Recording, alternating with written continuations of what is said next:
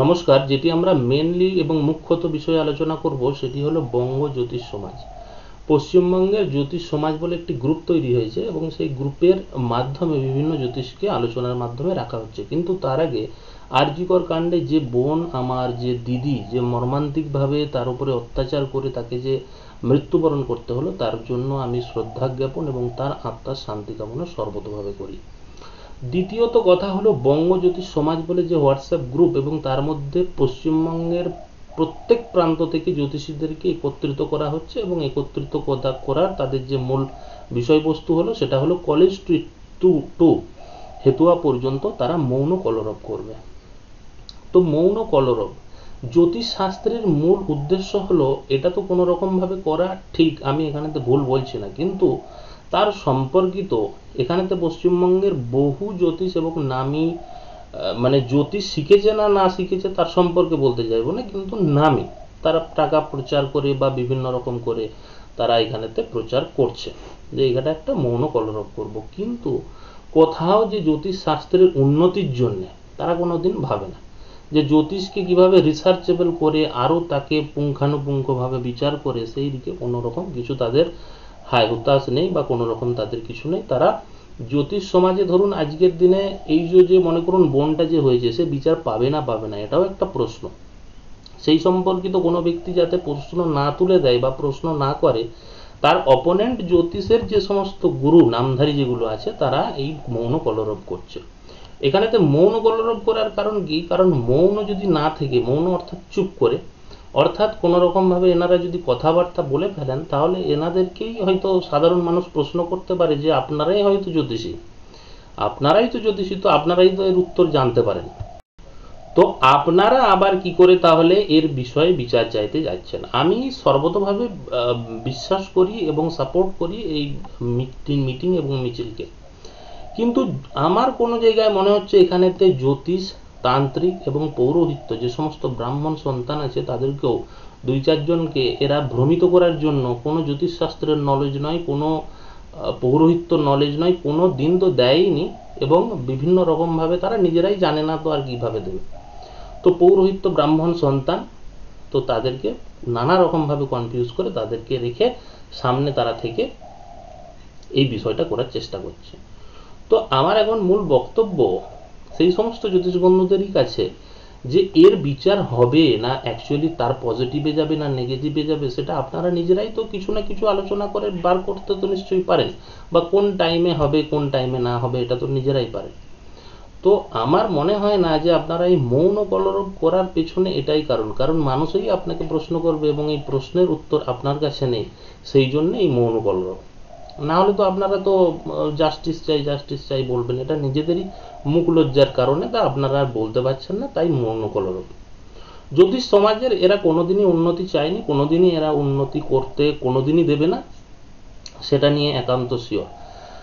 এবং জ্যোতিষ সম্পর্কে কোনো নলেজ নেই, এবং বিভিন্ন ব্যক্তি আছে যেমন নানা রকম গুরুজি মহারাজ, হ্যাঁ, তারা নানান ধরনের তন্ত্রের আবার বিভাগ তৈরি করেছে সেই সমস্ত বিষয়, হ্যাঁ না, আদিবাসী তন্ত্র, তারপরে আবার আছে রাজ জ্যোতিষী।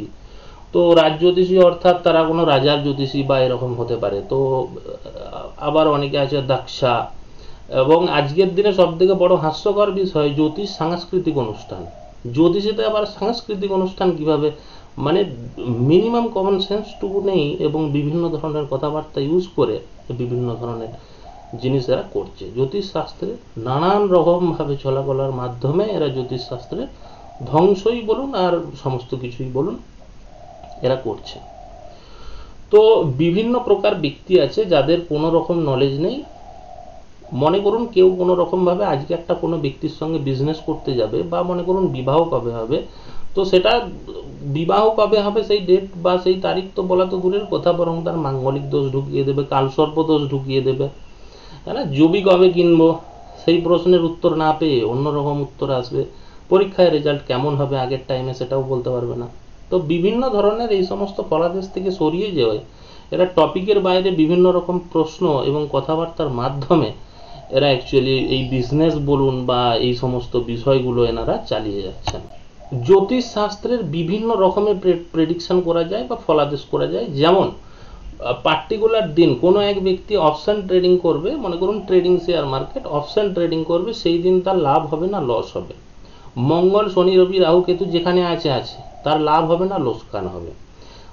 উইদাউট কোনো রকম হরানি নাম্বার বা কোনো রকম জন্মপত্রিকা ছাড়া, যে জন্মপত্রিকা নিয়েও তো বলতে পারবে না আর হরি নাম্বার নিয়েও বলতে পারবে না, তবু আমি বলছি।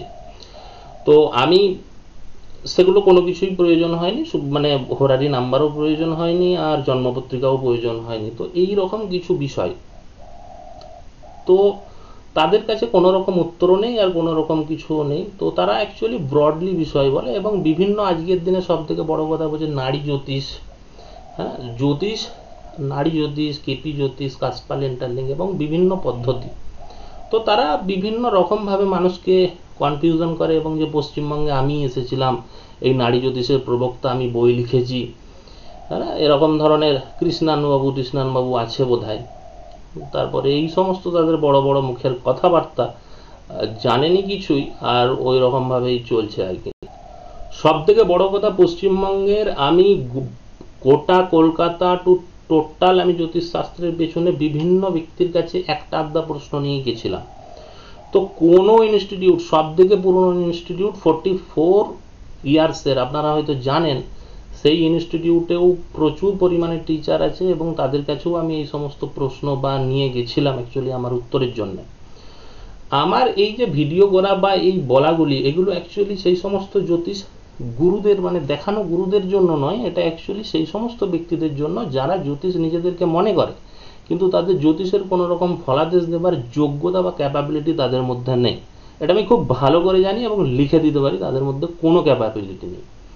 তো এই রকম করেই তারা মাত্র চলে এবং স্টোন কালার থেরাপি এই সমস্ত বলে তাদের মধ্যে চলে। জ্যোতিষেতে প্রতিকারের যে বিষয়টা সেটা বহুলাংশে কম।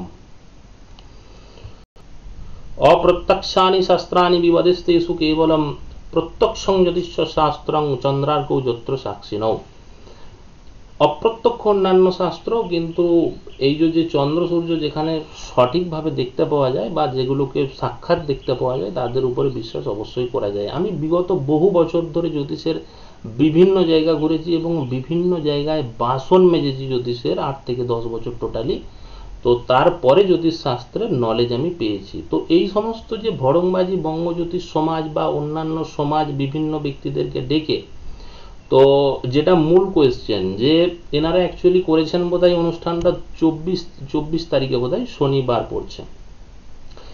তো আমি বলে দিই যে অ্যাকচুয়ালি এনাদের যে মানে যে বোনটি অ্যাকচুয়ালি বিভিন্ন রকমভাবে অত্যাচারেতে যিনি মারা গেছেন, হয়তো কোনো রকম কি ঘটনা অ্যাকচুয়ালি হয় কি, কোনো ঘটনা আজকে হয়তো তার রিফ্লেক্ট হয়, কিন্তু যেমন সূর্যের আলো আমাদের পৃথিবীতে আসতে মিনিমাম 8 to 10 মিনিটস এরকম অ্যাপ্রক্সিমেট টাইম লাগে, কিন্তু এর যে ঘটনাটা অ্যাকচুয়ালি 8 মিনিট আগে সূর্যোদয় কিন্তু হয়ে যায়। তো সেই রকমই এই যে ঘটনাটা, এটা আমি অ্যাকচুয়ালি টোটালি প্রশ্নকুণ্ডলী, নট হোরারি, যার মাধ্যমে কোনো রকম নাম্বার বা তার মায়ের সঙ্গে কোনো রকম কিচ্ছু প্রয়োজন নেই, শুধুমাত্র সেই ঘটনাটা হয়তো 2024 এপ্রিলের পর থেকে এই ঘটনাটার অ্যাকচুয়ালি সূত্রপাত হয় এবং তারপরে এই ঘটনাটা হয়। এবং যে জাস্টিস পাওয়ার ব্যাপারে টোটালি জাস্টিস পাবে না, হয়তো যতটা জাস্টিস পাওয়ার দরকার ততটা পাবে না, এবং বহুলাংশে এই যে জাস্টিসের যে পক্ষ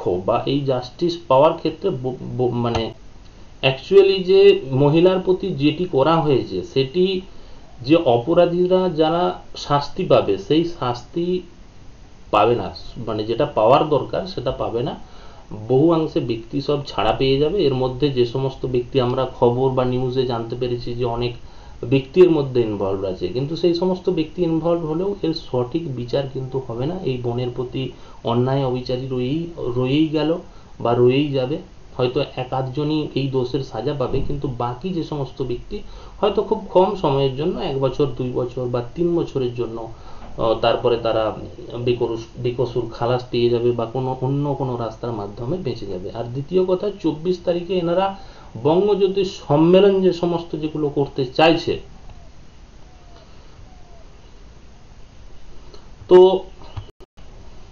তো এই জাস্টিস পেতে এনাদের অ্যাকচুয়ালি মানে যেটা হবে সেটা তো অসুবিধা তো হবেই, টোটালি জাস্টিস পাবে না সেই আমার বোন বা আমার দিদি।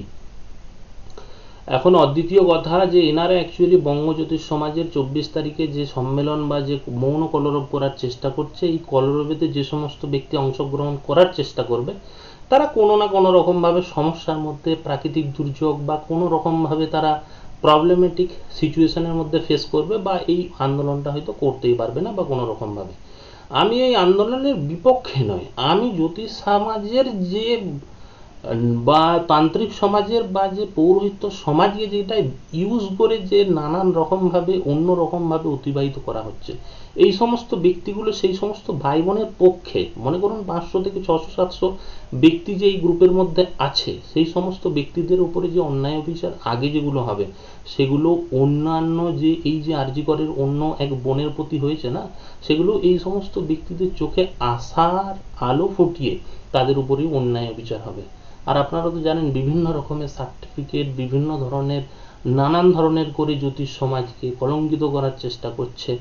বিভিন্ন ব্যক্তিদের কাছে করেছি আমি, বিভিন্ন জায়গায় অভিজ্ঞতা অর্জন করেছি, সেই সমস্ত অর্জনের ভিত্তিতেই বলছি যে 24 তারিখে যারা ওটা করার চেষ্টা করছে, সেটা কোনো না কোনো রকমভাবে প্রাকৃতিক দুর্যোগ হোক বা অন্য রকমের ভায়োলেন্স হোক বা কোনো রকমভাবে না করার প্রবণতা বা হলেও প্রবলেমেটিক সিচুয়েশনের মধ্যে ওনারা পড়তে পারেন। কিন্তু আমার আন্তরিকভাবে শুভকামনা থাকবে যে ওনারা যাতে করতে পারেন, কিন্তু জ্যোতিষ সমাজের কথা এবং স্বার্থ ভেবে তাদের উপরে এই অন্যায় অবিচারটা যেমন টোটালি না হয় এবং তাদেরকে সঠিকভাবে গাইড যাতে করা হয়, তার জন্যে। Thank you.